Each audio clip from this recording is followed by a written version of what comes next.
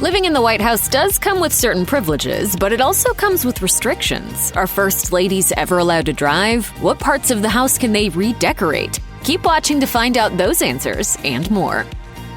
Those who enjoy being behind the wheel should probably reconsider being first ladies. During her time as the First Lady, Michelle Obama spoke with Stephen Colbert about the changes in her life and the losses that came with holding her title. Telling him of one thing that she wished she could do while living at the White House, she said, I want to go to Target. I'm sorry, Madam First Lady. Drive.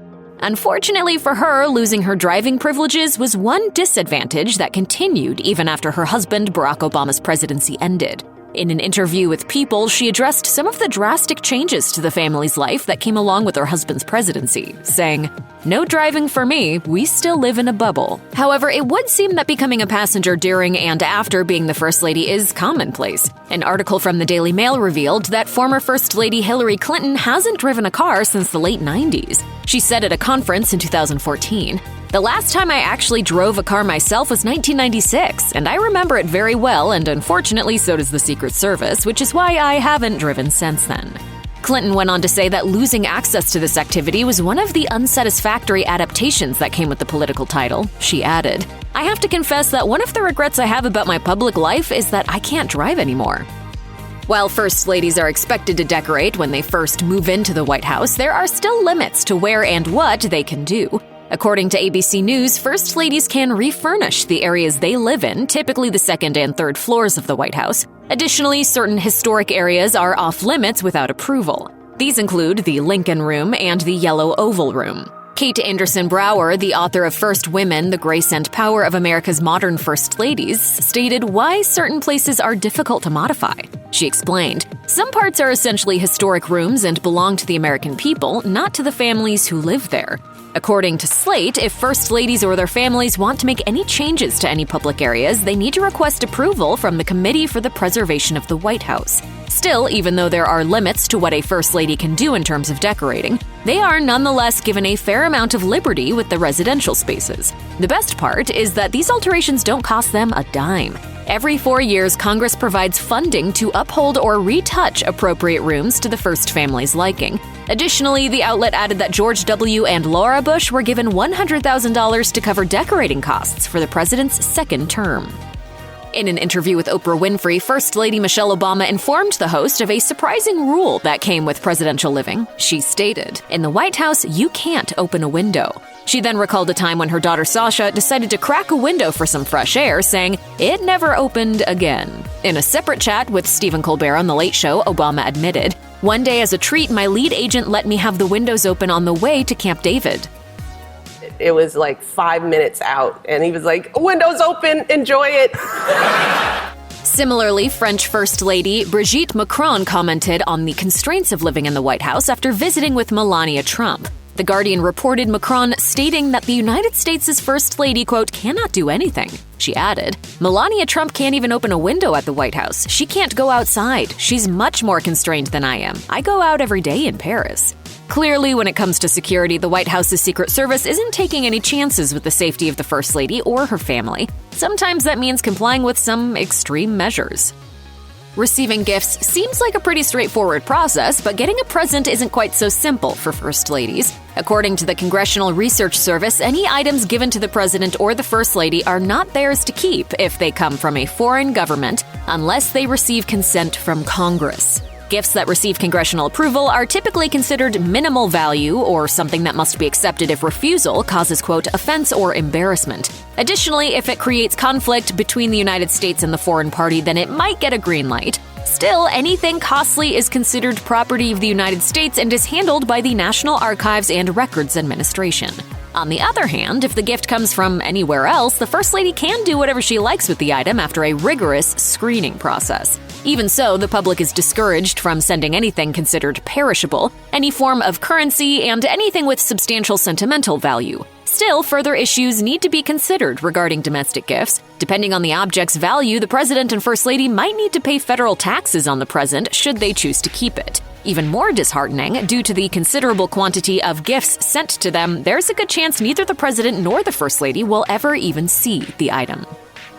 The polished image of the First Lady and the everyday items that come with it are expenses she has to pay for herself. According to The Guardian, Nancy Reagan was shocked by this practice. Not long after moving into the White House, she said, "Nobody had told us that the president and his wife are charged for every meal as well as for such incidentals as dry cleaning, toothpaste, and other toiletries."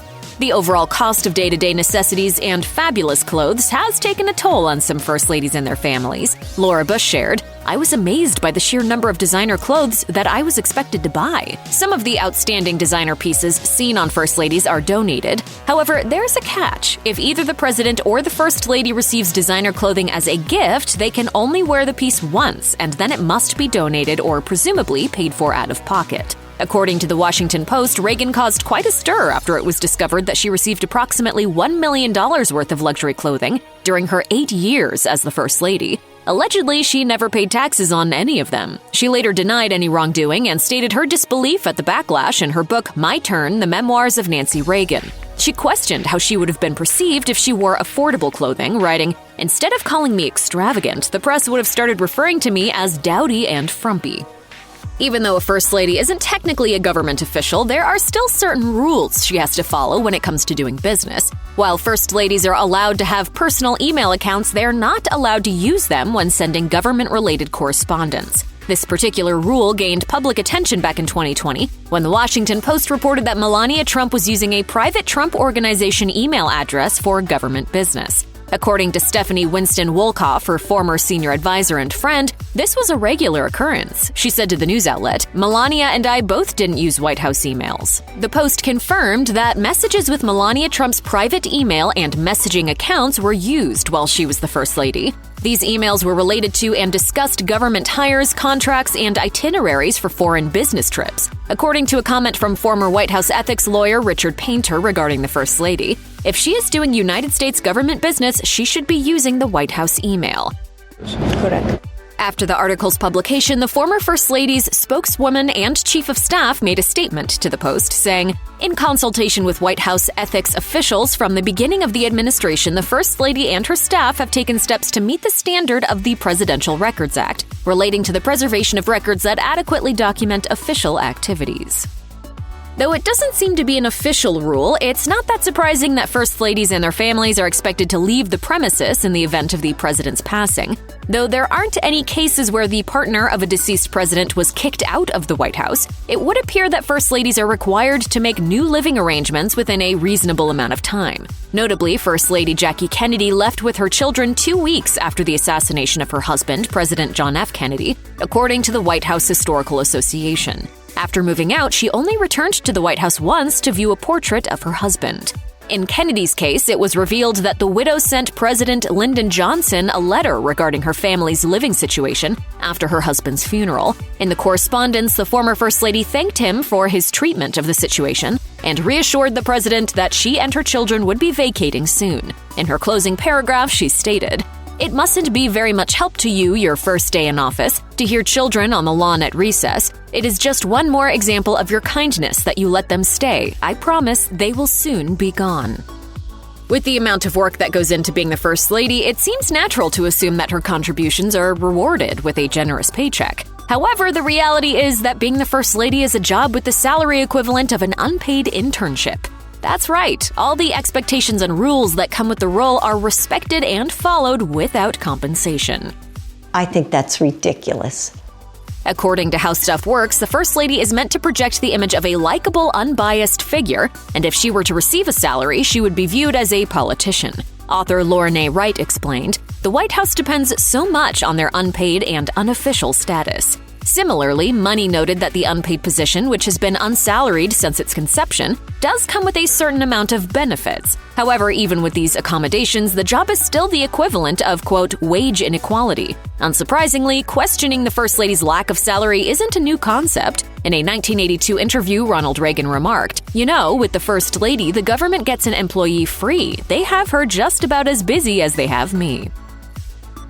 The White House's annual Correspondents' Dinner is considered a pretty big deal over in Washington. According to ABC News, the star-studded event is attended by both celebrities and journalists and traditionally involves a comedy routine headlined by a famous comedian who roasts the president. Additionally, the dinner honors journalists with well-earned scholarships and awards. According to the White House Correspondents Association, both the president and the First Lady are expected to attend the yearly White House Correspondents' Dinner. Still, this rule isn't set in stone. Former First Lady Melania Trump and her husband Donald Trump did not go to these dinners during Trump's presidency. As noted previously, the expectation that the two would attend was based on tradition, and unsurprisingly, there was public backlash about their empty seats. According to NBC News, the former president was the first to not attend the dinner in over 30 years. Of course, during the COVID-19 pandemic, it looks like the return of this special affair will have to wait even longer to see a president or first lady in attendance. According to Deadline, the last two Correspondents' dinners were canceled due to the pandemic, but the event is expected to return in 2022. Check out one of our newest videos right here. Plus, even more list videos about your favorite White House secrets are coming soon. Subscribe to our YouTube channel and hit the bell so you don't miss a single one.